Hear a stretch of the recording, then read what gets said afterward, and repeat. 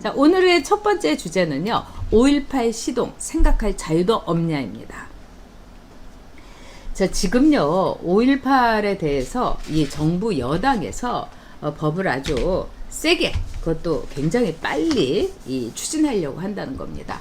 자, 이제 5.18에 대해서 이제 우리가 생각을 해보면은 이미 이제 우리는 전국적으로 이 광주 민주화 항쟁에 대해서 받아들였어요. 그래서 거기에 무고하게 희생된 분들, 그 다음에 말하자면은 이 폭력적으로 이 진압되는 과정에서 희생된 분들에 대해서 많은 애도를 갖고 있습니다.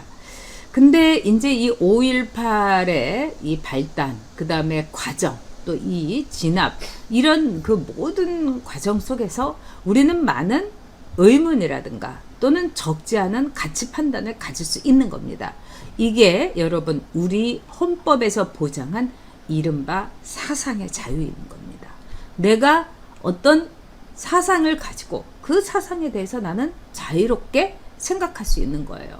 그리고 이 5.18이라는 거는 40년 전의 일입니다. 40년 전의 일을 가지고 역사적인 재단, 역사적인 모든 판단을 한다는 것은 무리가 있습니다. 역사라는 것은 과거하고 오늘의 대화인 겁니다. 근데 이 과거에 대해서 우리가 정말 도전과 응전이라고 이렇게도 얘기합니다만, 중요한 거는 그만큼 역사의 판단에 있어서는 조심스럽고 신중하고 진지하고, 이거는 역사가들의 후세에 맡겨야 되는 거죠. 지금 우리는 동시대에 이 5.18과 함께 살고 있는 겁니다. 그렇기 때문에 지금 이 시대에 우리가 어떤 판단을 한다는 것은 매우 위험한 일입니다. 그런데 이번에 민주당에서 5.18 3법을 추진한다고 합니다. 이게 일본 5.18 역사 왜곡 처벌법입니다. 말하자면 5.18에 대해서 왜 민간인이 무기고에서 탈취를 했느냐, 이 점은 말하자면 법치 국가에서 이거는 옳지 않은 일 아니었냐, 이런 얘기를 이제 앞으로 이 법이 통과돼 갖고 어디 가서 하게 되면은 역사 왜곡 처벌법으로 징역도 갈 수가 있게 되는 겁니다. 사상의 자유로 징역도 갈 수 있게 되는 거예요. 벌금 말할 것도 없고요. 두 번째 법은 뭐냐면 5.18 공법단체 설립법이에요. 그러니까 5.18에 대해서 뭐 지원하고 이러면서 단체를 설립한다는 거예요. 지금 민가협 뭐 비슷해가지고 또 5.18 무슨 이 보존위원회라든가 뭐 이 기름위원회, 굉장히 많은 단체가 있는데, 이 단체들을 여러분 사적인 단체, 민간 단체에서 말하자면은 공법 단체로, 이건 뭘 얘기하느냐, 법이 보호하고 우리 세금으로 그 단체를 지원하는 특별법을 얘기하는 겁니다. 그러니까 예산이 어마어마하겠죠. 그리고 또 상당히 많은 운동권이라든가 좌파들이 이 단체에 들어가겠다고 유족들을 막 이렇게 살살 긁으면서 말하자면은 자리와 돈과 명예 그리고 권력까지 갖게 되는 겁니다. 빤하죠, 여러분. 이런 경우에 진짜 피해자들은 또 먼 산 쳐다보고 있게 만듭니다. 그리고 진짜 피해자들은 하다가 관중이 되어버립니다. 4.3도 마찬가지였어요. 자, 세 번째는 5.18 민주유공자 예우지원법이에요. 자, 제가 국회에 있을 때 이른바 민주화 보상 심의법을 다시 하자 해갖고 많은 그 당시 한나라 의원들도 저를 말렸어요. 최범국 의원처럼 이 공항 검사 오래 하시고 너무나 여러 가지를 아시는 분은 그러다가 전 의원 다친대, 절대로 이거 하지 말아라, 그러다가 다친대. 근데 저는 그 말을 듣고 두려움이 없었고, 내가 옳은 일을 하는데 왜 다치냐. 그리고 지금 너무나 거기에 있었던 조폭이라든가 뭐 이상한 사람들 저도 많이 만났어요. 근데 그 사람들이 5.18 유공자인 거예요. 이건 아니다. 그리고 동의대에서도 이 학사 부정에 대해서 학내 데모한 사람이 갑자기 민주화 유공자가 돼갖고 1억 5천만 원의 보상을 받고, 이건 너무 잘못돼 있다. 그래서 제가 그 법을 얘기했는데, 이 법과 마찬가지로 앞으로 5.18 민주유공자 예우지원법을 하게 되면은, 자, 지금 우리나라에서 이 광복 회장이라고 하는 김원웅의 말이 엄청나게 지금 이 화제가 되고 있고, 그 다음에 나라를 또 쑥대밭으로 만들어 놓고 있지 않습니까? 근데 김원웅이를 지지한다고 하는 사람들이 뭐라고 하느냐, 친일파들은 잘 먹고 잘 살고 그 대대 손손, 근데 친일파를 말하자면은 친일파에 그 고문당하고 이렇게 했던 독립유공자들은 정말 못 살고 있다. 다들 그 자식들이 공부도 못 해가지고 가정을 못 돌보고 독립운동 하느라고. 맞는 얘기입니다. 그렇다면은 5.18 민주유공자 예우지원법 이전에 독립운동가 자손들에게 제대로 말하자면은 숨어있는 증거가 제대로 불비돼가지고 제대로 갖춰지지 않아갖고 대우를 못 받는, 그리고 그거 굉장히 까다롭게 합니다. 여러분 손혜원이 보세요. 7번 빠꾸 맞은 끝에, 자기가 국회의원 된 끝에 자기 아버지 독립운동 뭐 항일운동 했다고 해갖고 유공자로 올려가지고 정말 1,500만 원씩을 받고 있다고 하지 않습니까? 일가 친척까지 다 포함해서. 자, 이 3법을 민주당에서 지금 마구 밀어붙이려고 하고 있습니다. 이거는 민주당의 말하자면은 정치적인 의도 때문입니다. 여러분 언제 그렇게 민주당이 정말 40년 동안에 그렇게 절절했습니까? 다들 자기네들 말하자면은 5.18 유공자에 이해찬이도 들어갔고 누구도 들어갔고 자기들 명단 심기에 바빴던 거지 뭘 그렇게 절절했습니까?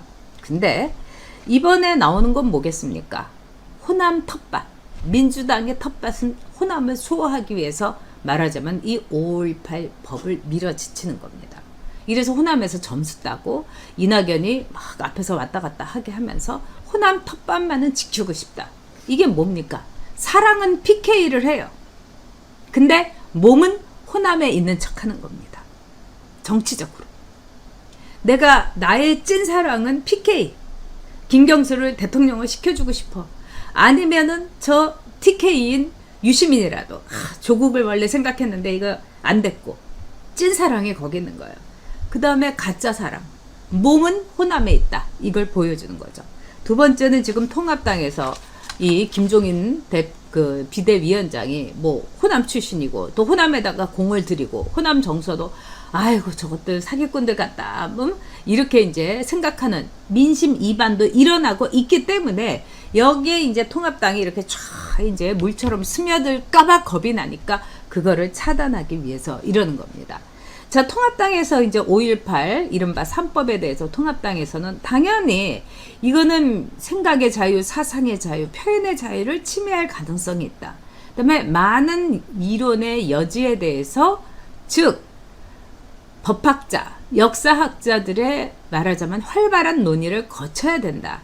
이렇게 나올 수밖에 없는 거야. 이게 정답이니까요. 근데 이거를 가지고 이제 호남에 대해서 쟤네들 보세요. 쟤네들은 원래요 저런 애들이에요. 역시 호남은 민주당밖에 없지라. 이렇게 하면서 호남의 민심을 다시 지역 분리, 지역 무슨 감정 이런 걸로 갈라치기를 하려는 겁니다. 아주 나쁜 거죠. 지금 여기에 대해서 5.18 특별법 이 3법에 대해서 저는 다른 걸 다 떠나가지고 이거 한 가지를 여러분에게 얘기하고 싶습니다. 생각의 차이, 나의 생각할 자유. 우리 우파들조차도 이 머릿속을 완전히 개조해가지고 세뇌를 시켜가지고 너희 우파들 생각도 못해. 즉 이제 생각도 못하는 나라를 만들겠다. 이런 겁니다. 이게 얼마나 무시무시한 겁니까? 지금요 부동산을 가지고 사유재산을 빼앗는 그런 세금 매기기 이래가지고 자기가 정말 집 두 채 있는 거, 세 채 있는 거 나머지 팔게 해가지고 가난하게 만들고 그러면서 거기서 세금으로 다 뺏어갑니다. 자, 집값이 올라서 10억이 올랐다. 이러면 세금으로 7, 8억을 다 뺏어가요. 그러면은 이거는 그 비용 제하고 나면은 나의 집 두 채가 그냥 날아가는 겁니다. 아니 불법을 하지 않고 사유재산을 헌법에서 보장하는 나라에서 두 채, 세 채가 있는 거에 대해서 이런 식으로 징벌을 한다는 거. 너희 좌파들 아니고 집 있는 사람들 무조건 우파들. 너희 집 있는 사람들은 죄인들이야. 집주인은 죄인이야. 그러니까 징벌해야 돼. 이런 의도인 겁니다. 이제는 여기에서 이제 나아가서 팬더맥이라는 걸 가지고 우리의 일신상의 자유도 제한하는 거죠.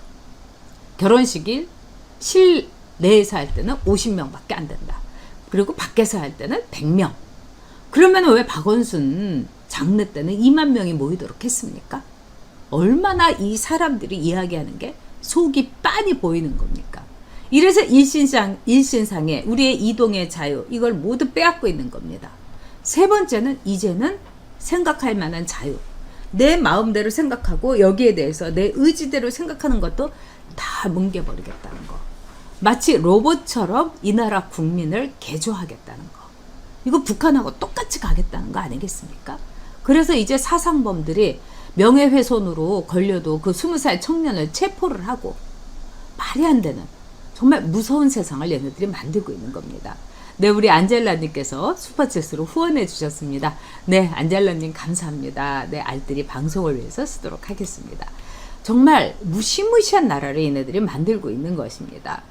네, 이 세월호에서 성리모님께서 진국을 다 빼먹었나 봐요. 이젠 5.18 빨대꽃. 네, 그렇습니다. 자, 시드라님, 저는 각본에 의한 짜맞춤 방식, 방역 관리라고 생각합니다. PC 8.15를 염두에 뒀을 거예요. 그럴 가능성이 저는 있다는 생각이 들었습니다. 그래서 저도 정말 8.15 때 처음에 무조건 나가야 된다 이러다가 뭔가 이 촉이 이 감이 좋지가 않았고 이 팬데믹 숫자라는 거에 대해서 생각해 보세요. 정은경이가 조심해야 된다 계속 얘기를 했어요. 정은경 질병관리본부장이. 그런데도 불구하고 얘네들이 어떻게 했습니까? K방역 뭐 세계 최고다. 그 다음에 뭐 10월 달에는 뭐 여행 가세요. 뭐 여행 쿠폰 나눠준다. 외식 쿠폰 나눠준다. 이래가지고 사람들이 또 그 외식 쿠폰 받으려고 난리를 쳤다가 이렇게 분위기를요. 괜찮다로 해놓고 8.15 집회했을 때 확 뒤집어 버리지 않았습니까? 아니 8월 15일 날 지금 잠복 기간이니 빨라야 이틀에서 14일 그리고 2주라는 시간을 두고서 말하자면 얘기를 했어야 되는 건데 이거는 완전히 사기를 치는 거하고 못지않게 시나리오를 가지고 확 뒤집어 엎었지 않습니까? 아주 무시무시한 사람들입니다. 네, 우리 동네님 친일파들 싹 쓸어버려야 하는 거 맞지만 빨갱이들도 쓸어버려야 된다. 친일파도 문제죠. 하지만 우리 동네님, 우리가 전세계적으로 이렇게 봤을 때 이른바 식민지 잔재 청산이 제일 잘된 나라로 대한민국을 꼽습니다. 진짜 여러분 말레이시아에 가보면요 고유의 언어라든가 이런 거를 다 잃어버리고 다 영어로 해요. 그리고 말레이시아의 그 기본 이 글자는 영어예요. 영어로 다 했으니까 말레이시아에 가서 여러분들이 여행하실 때 굉장히 편하다는 느낌 받으셨을까요? 그 다음에 뭐 스쿨버스부터 시작해서 모든 제도가 영국 시스템이에요. 아프리카 같은 데 가면은 다 프랑스 시스템이고 남미 같은 데 가면 스페인 시스템이고 인도 같은 거 보세요, 여러분. 인도에 가더라도 영국의 이 입김, 영국의 이 굉장히 이 잔존해 있습니다. 그래서 인도 부자들이 아무리 미국 상품 좋고 프랑스 상품 좋아도요. 인도 부자들 저 런던에 와서 헤럴드에서 쇼핑하고 런던에 아파트 사고 그런 게 있어요. 이건 뭐냐면 식민지의 어떤 문화적인 이식을 시켰던 거죠. 근데 우리는 어떻습니까, 여러분? 지금 일본하고 우리하고 어깨를 나란히 겨누고 있어요. 그 다음에 일본의 휴대폰 누가 씁니까, 여러분? 한국의 삼성 휴대폰이 아이폰하고 정말 막상막하인 거예요. 그래서 혹자들은 이렇게 얘기합니다. 어떻게 해서 이렇게 한국이 일본의 식민지가 잔재가 없느냐. 일본말 우리가 지금요 일본말 쓰는 사람들은 없어요. 그 다음에 일본어 모르는 젊은이들이 태반이고요. 기껏해야 뭐 일본 음식점 같은 데야 막 손님들 올 때 뭐 이라시아이마세 이러는데 옛날 같으면 부르르 떨었지만 요새는 우리가 여유가 있는 겁니다. 그래 뭐 미국식으로 하는 이 패밀리 레스토랑도 있지 이런 식이에요. 자, 우리가 이렇게 일본 식민지 청산을 잘했던 이유는 뭐냐? 첫째는 뭐냐면 36년 굉장히 짧은 기간이었고 또 그만큼 일본이 아주 혹독하게 했기 때문에 우리가 아주 치를 떨었다는 거예요. 뭐 그런 것도 있겠지만 제가 보기에는 우리의 국민성 굉장히 저항과 또 어떻게 보면은 독자적인 그 다음에 아주 자기 것을 지키려고 하는 의지가 강한 거죠. 그리고 36년 짧았다. 일본의 식민지 아주 독했다. 이런 이유도 뭉뚱그려 있을 거고요. 두 번째는요, 우리가 자신을 가질 수 있는 게 뭐냐면 당대에 말하자면은 우리 눈으로 식민지 시대도 겪고 이랬던 분들이 지금 일본하고 이렇게 맞짱을 뜨고 있는 대한민국을 그 당시에 상상이나 했겠습니까? 박정희 대통령이 제일 원했던 게 정말 일본을 우리가 앞서는 나라였던 거예요. 그리고 그러기 위해서는 일본한테 우리가 받을 거 다 기술 이전 이거 받아가지고 빨리 일본을 앞서자. 그래서 박태준이라는 우리의 역사에서 굉장히 어떻게 보면 과소평가된 인물이 있는데, 이 포항제철이라는 게 우리 산업에 그야말로 진짜 기름이요, 뭐 철이요, 정말 대단한 이 자본이 된 겁니다.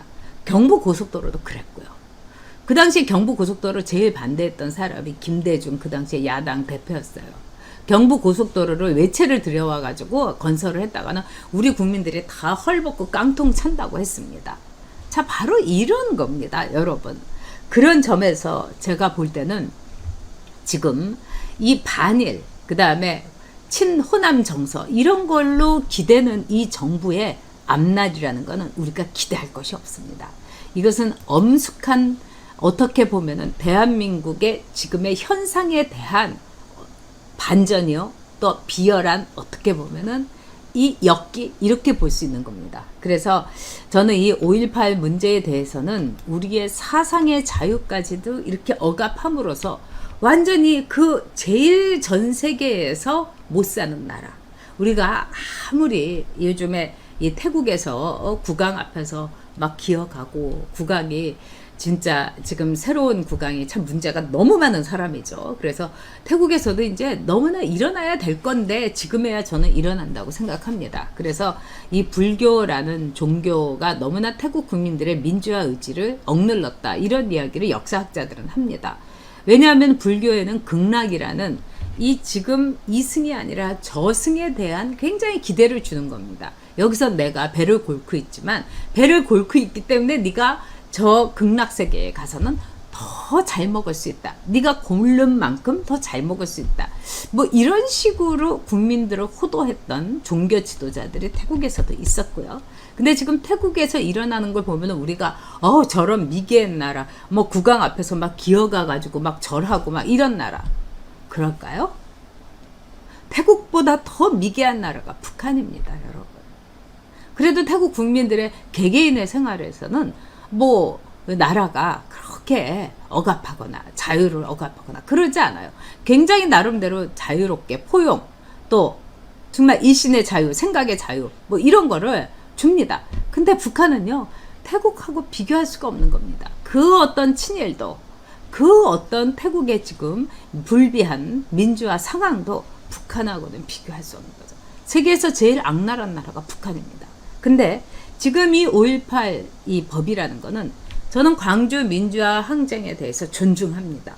그러나 이 5.18 광주 민주화 항쟁에 대해서 생각이 다르다고 해가지고 징역형을 하고, 말하자면 벌금을 매기고, 그 다음에 공법화 단체를 만들어 갖고 그 사람들을 다 자리를 나눠주고, 거기다가 민주화 유공 예우를 더 한다. 모든 것은 형평성에 맞춰야 되는 겁니다. 근데 왜 5.18 광주 민주화 항쟁에 대해서만 이렇게 지나치게 예우하고, 지나치게 말하자면 지원을 하고, 이거는 형평에 맞지 않는 겁니다.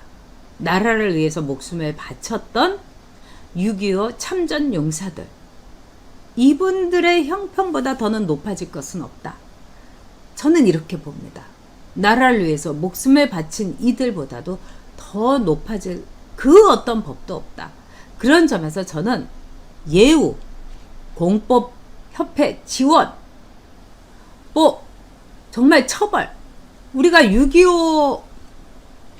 6.25에 말하자면 6.25를 모독한 김원웅에 대해서 이건 뭐 대리전이었다, 말하자면 국제 냉전의 대리전이었다, 그리고 이런 거에 대해서 우리가 징벌을 합니까? 그럼 김원웅이는 벌써 이런 식의 법하고 똑같은 게 있으면은 벌써 구치소에다가 집어쳐놓고요, 막 김원웅에 대해서는요 재산 몰수하고, 그 다음에 6.25 참전 용사들에 대해서 말하자면은 제2, 제3, 제4 단체 다 만들고, 이렇게 해야지 형법에 말하자면 형평성에 맞는 겁니다. 그래서 5.18법 시동, 여러분 생각할 자유도 없다.